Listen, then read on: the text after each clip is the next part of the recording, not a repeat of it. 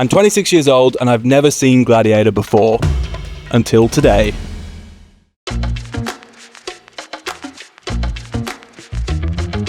I don't really know how I've gone my whole life about watching Gladiator. I feel like everyone's seen it. Everyone's super excited for the new one. I remember being on a tour bus in Europe and it was on one of those tiny screens at the end of the bus, and I thought to myself, I'm way too hungover for this. Here's everything I know about Gladiator. I know there's a moment where a bloke says, I'm Spartacus, I think. And then do multiple people stand up and say I'm Spartacus? Or is that from Dairy Girls? So some actual facts about Gladiator, courtesy of Wikipedia. It is a 2000 historical epic directed by Ridley Scott, written by Dave Franzoni, John Logan, and William Nicholson. 3 writers, never a good sign. It stars Russell Crowe.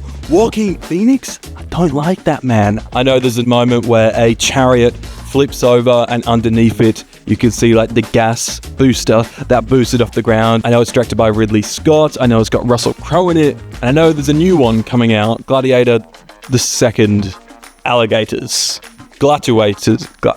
Hans Zimmer does the music. That's pretty cool. It runs for 155 minutes, so 2.5 hours. Oh, and of course I know it's set in like Rome in the Gladiator times. There's a new one coming out and I want to get hyped because I'm sure my mates are going to go watch it. So this is my very first time watching Gladiator. If you like this sort of thing, you like chat about movies and TV, make sure you hit subscribe, all that basic ass YouTube stuff, and let's have some fun and go watch Gladiator.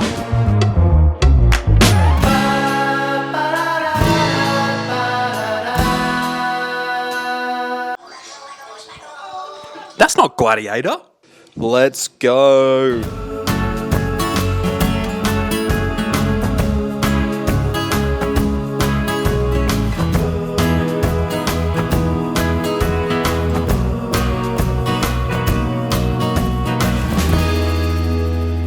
Gladiator is an absolute product of its time, for better and for worse. For the better, a movie of this scale is super hard to find in 2024, and the amount of practical effects that they have, the level of the production values, the whole scope of this project is insane and something that you just don't really find these days, at least not done in this way. The production design is some of the best that you'll ever see, and the way they integrate that with the VFX of 2000 is pretty incredible.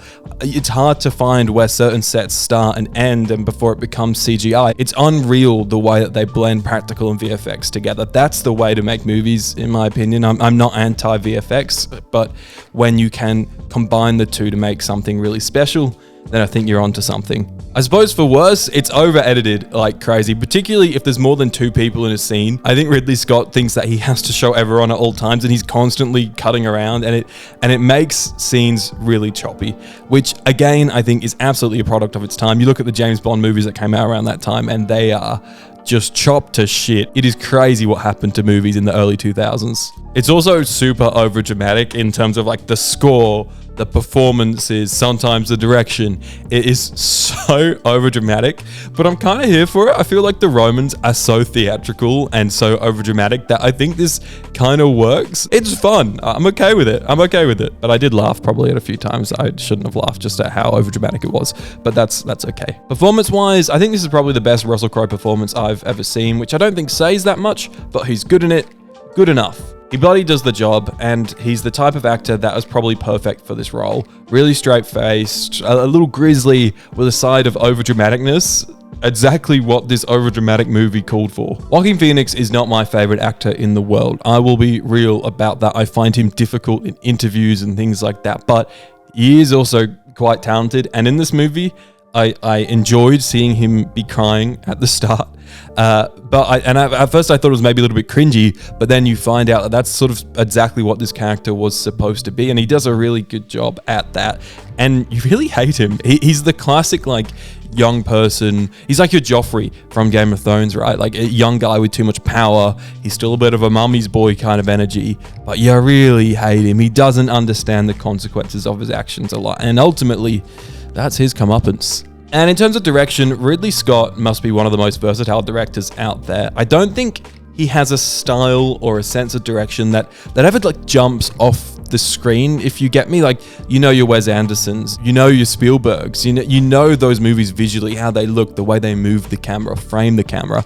But Ridley Scott just seems to do a really good job at serving exactly the movie that he wants to make, which it definitely is not a critique. It's almost a really selfless way of making movies. He just always does a really good job at directing what this specific movie needs. For example, Alien, he makes the perfect deep space horror movie filled with tension. He directs the shit out of that movie in a really good way. And then you look at Blade Runner, that's a tour de force of tension, of a crime thriller set in a really almost extraordinary setting. He does a great job at serving what that movie is. You look at The Martian, which is just like family fun. He always serves these movies really well without necessarily jumping off the page. Like, I think there's a lot of movies out there that you could show people and they wouldn't know it's a Ridley Scott movie. So once again, here we just have Ridley Scott making a great historical action blockbuster without doing anything overly fancy or crazily creative with it. He just serves the movie really well, and I think that's awesome. I also think, other than the stuff that Scott's been spitting out lately, I don't think we get that many big historical action blockbusters anymore. Just food for thought. So yeah, ultimately, I think Gladiator is really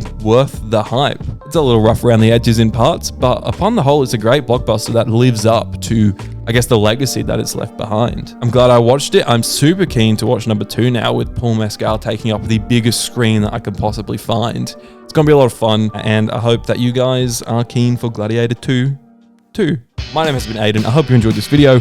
I really enjoy this format of videos, so if you like this, let me know and I'll keep making them. If not, well, I don't really know. If not, maybe I'll retire. Please subscribe.